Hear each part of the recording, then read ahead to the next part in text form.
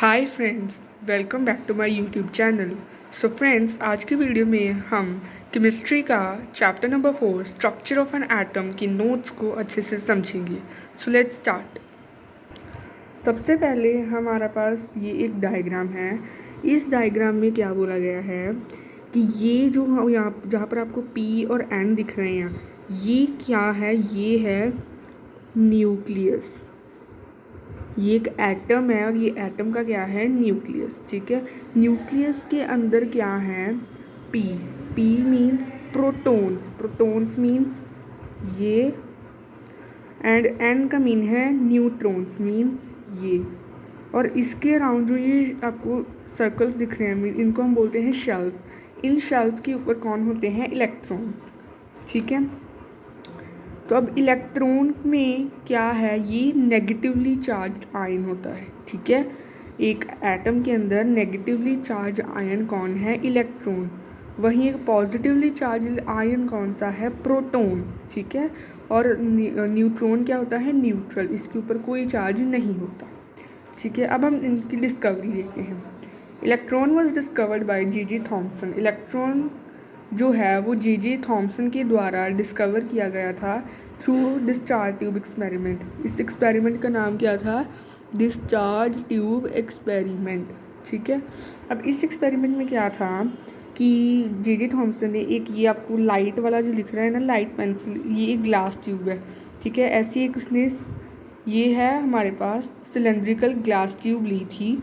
ठीक है, उसका एक जो एंड है, उसने जो ये जो छोटी वाली साइड होती है ना बैटरी की, उसको हम क्या कहते हैं?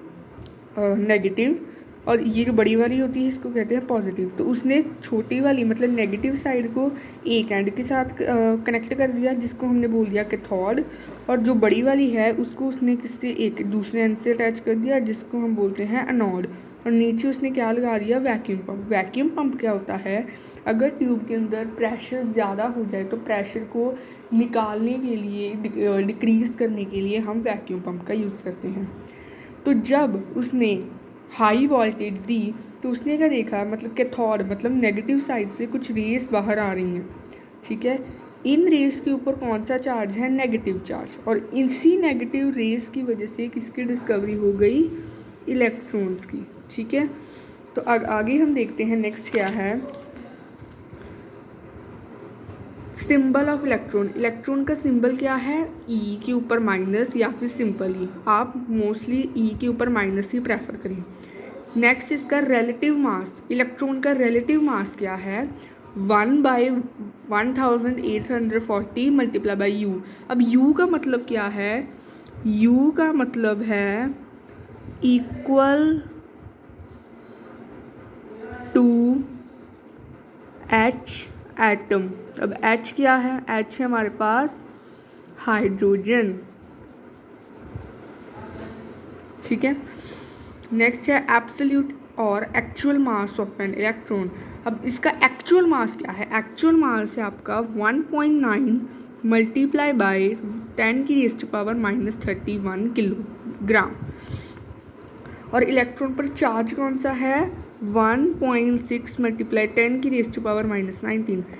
कुछ बुक्स में ऐसा भी होता है सिंपल -1। ठीक है, अगर आप ज़्यादा डिटेल में जाना चाहें तो ये लिख सकते हैं, लेकिन अगर आपके टीचर लॉ करें तो आप ये भी लिख सकते हैं। नेक्स्ट हम देखते हैं प्रोटॉन्स। अब प्रोटॉन्स को किसने डिस्कवर किया था? E Goldstein perform the experiment of J.J. Thomson again and discover protons. बच्चे, एक साइंटिस्ट आए थे ई गोल्डस्टीन, जिन्होंने जो J.J. थॉम्सन का एक्सपेरिमेंट था उसको दोबारा से परफॉर्म किया और प्रोटॉन्स की डिस्कवरी की। अब इसमें क्या है?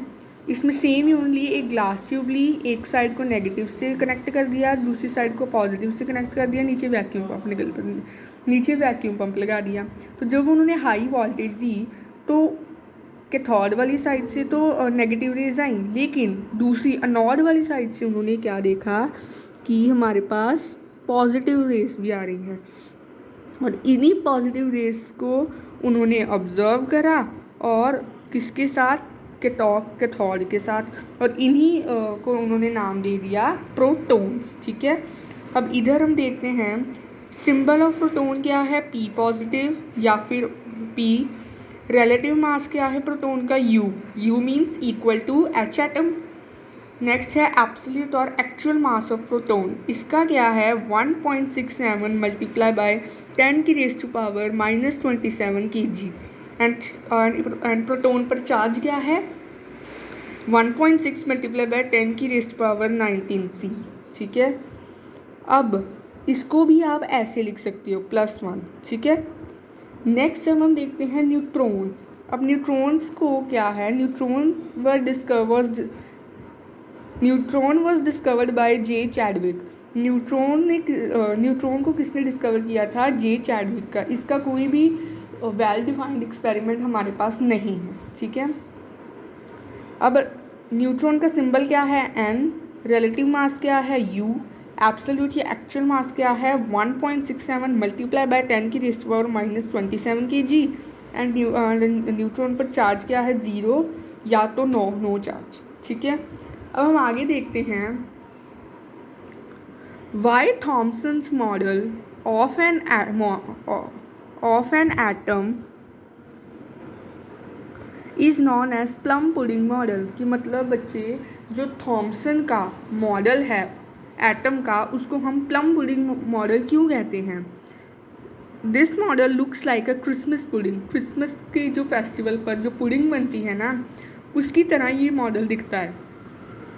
The electrons in the sphere of positive charge were link to currants dry fruits. ये मान लो जो उसके अंदर इलेक्ट्रॉन्स होते हैं ना, मतलब ये यहाँ पर प्रोटॉन्स हो गई, यहाँ इलेक्ट्रॉन्स होते हैं, तो जो ये पुडिंग के ऊपर जो ड्राई फ्रूट्स होते हैं ना, उनको किससे लिंक किया गया है, इलेक्ट्रॉन्स के साथ। और जो उसके नीचे वाला बेस है उसको किससे उसके ऊपर जो क्रीम है उसको किससे रिलेट किया गया है, प्रोटॉन्स के साथ। ब्रेड को और क्रीम को रिलेट किया गया है प्रोटॉन्स के साथ, और जो उसके ऊपर ड्राई फ्रूट्स से जो भी टॉपिंग्स होंगी उसको किससे रिलेट किया गया है, इलेक्ट्रॉन्स के साथ। So that is why the model was named as plum pudding model. So इसीलिए थॉमसन के मॉडल को हम प्लम पुडिंग मॉडल भी कहते हैं। नेक्स्ट क्या है, explain Rutherford model of an atom in detail including experimentation model also explain it's limitation. कि मतलब रदरफोर्ड का मॉडल आया है हमारे पास एक एटम का, जिसके साथ हमने एक्सपेरिमेंटेशन भी समझाना है और उसकी लिमिटेशन भी समझानी है। तो इस एक्सपेरिमेंट में क्या था कि एक हमने अल्फ़ा पार्टिकल का सोर्स लिया था। ठीक है, फिर जहाँ से वो पास हो रहे थे ना, उसके ऊपर हमने लेड की शील्ड लगा दी थी। अब लेड शील्ड का काम क्या है कि मान लो अगर रेस टेढ़ी आ रही है ना, तो उसको सीधी करना किसका काम है, लेड शील्ड का। ठीक है, अब वो सीधा जाकर रे कहाँ गई, मेटल के फॉइल के ऊपर। और इधर हमने क्या लगाई थी, एक जिंक सल्फाइड की स्क्रीन। ठीक है, और मूवेबल माइक्रोस्कोप। और मेटल फॉइल से जब वो स्ट्राइक करी तो उसने क्या किया, उसके रेस बाहर आई। ज़्यादातर रेस क्या हुई, सीधी गई, कुछ रेस इधर के साइड गई और कुछ रेस बिल्कुल ही डिफ्लेक्ट हो गई। ठीक है, और इन रेस को हम किससे ऑब्जर्व कर सकते हैं, मूवेबल माइक्रोस्कोप के साथ। ठीक है, अब इसकी कंस्ट्रक्शन में आप क्या लिख सकते हो कि उसने एक अल्फ़ा सोर्स का पार्टिकल लिया, उसको लेड शील्ड से पास करवाया। जब वो मेटल फॉइल पर स्ट्राइक हुआ तो जो जिंक सल्फाइड की स्क्रीन है उसमें हमें रेस दिखी। ठीक है, कुछ रेस सीधी गई, कुछ रेस डिफ्लेक्ट हो गई और कुछ रेस बिल्कुल ही वापस चली गई। और इनको हम किससे ऑब्जर्व कर सकते हैं, एक मूवेबल माइक्रोस्कोप के साथ। अब इसकी ऑब्जर्वेशन क्या है, ऑब्जर्वेशन इसकी क्या है कि ये ब्लैक वाली रेस, मतलब कुछ ज़्यादातर रेस आपको दिख रहा होगा सीधी चली गई हैं। कुछ जो रेड वाली रेस हैं वो क्या हैं, स्मॉल डिफ्लेक्शन, मतलब थोड़ी डिफ्लेक्ट हुई हैं। और जो लार्ज डिफ्लेक्शन कौन सी है, ये जो ग्रीन वाली है। ठीक है, ये उसकी ऑब्जर्वेशन है। अब ऑब्जर्वेशन के पॉइंट्स हम देखते हैं क्या क्या है। Most of alpha particles pass straight through gold foil. वो हमने जो मेटल लिया था वो कौन सा लिया था, गोल्ड फॉइल, और उससे जो पार्टिकल्स ज़्यादातर सीधे चले गए थे। क्यों, क्योंकि जो पार्टिकल्स थे गोल्ड फॉइल के, उनके अंदर एम्प्टी स्पेस थी। कुछ जो थे वो क्या हो गए थे, स्मॉल एंगल्स के साथ डिफ्लेक्ट हो गए थे, और बहुत थोड़े क्या हो गए थे, वापस आ गए थे, रिफ्लेक्ट हो गए थे। अब आगे क्या है, रदरफोर्ड मॉडल के ड्रॉबैक्स क्या हैं। इसका एक ही ड्रॉबैक है कि it does not explain the stability of an atom. Rutherford ने एटम की स्टेबिलिटी के बारे में कोई इन्फॉर्मेशन नहीं दी। इसका रीज़न क्या है?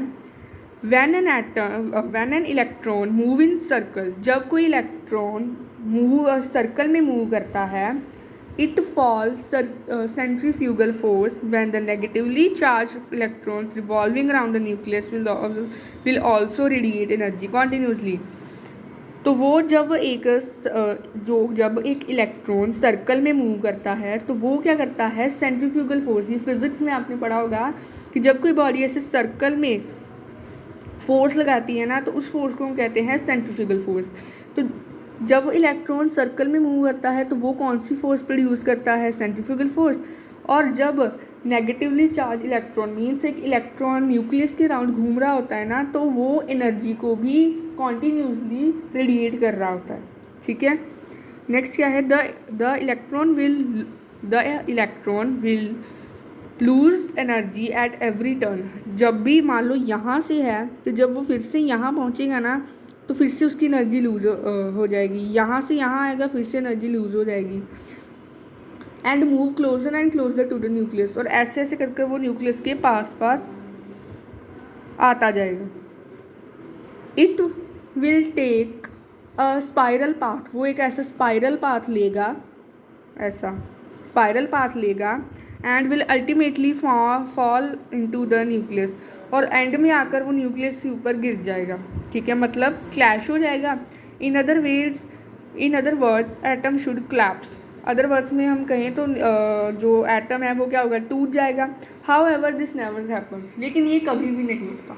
ठीक है, इसीलिए उसने ये नहीं बताया कि एटम स्टेबल कहाँ तक होता है। ठीक है, तो ये क्या है, रदरफोर्ड के मॉडल का एक ड्रॉबैक है।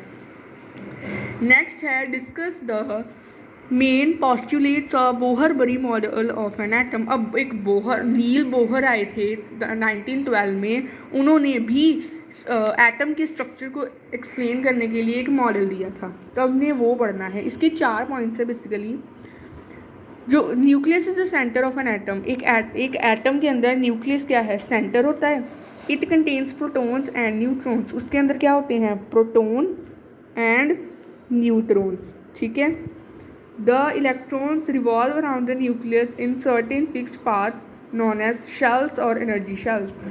जो इलेक्ट्रॉन्स होते हैं ना, वो उसके अराउंड जो शेल्स होते हैं ना, इनको हम ये क्या होता है, फिक्स्ड पाथ होते हैं। ठीक है, इनके यहाँ पर क्या होते हैं, इलेक्ट्रॉन्स क्या करते हैं, रिवॉल्व करते रहते हैं, तो इनको हम क्या कहते हैं, शेल्स या फिर एनर्जी शेल्स।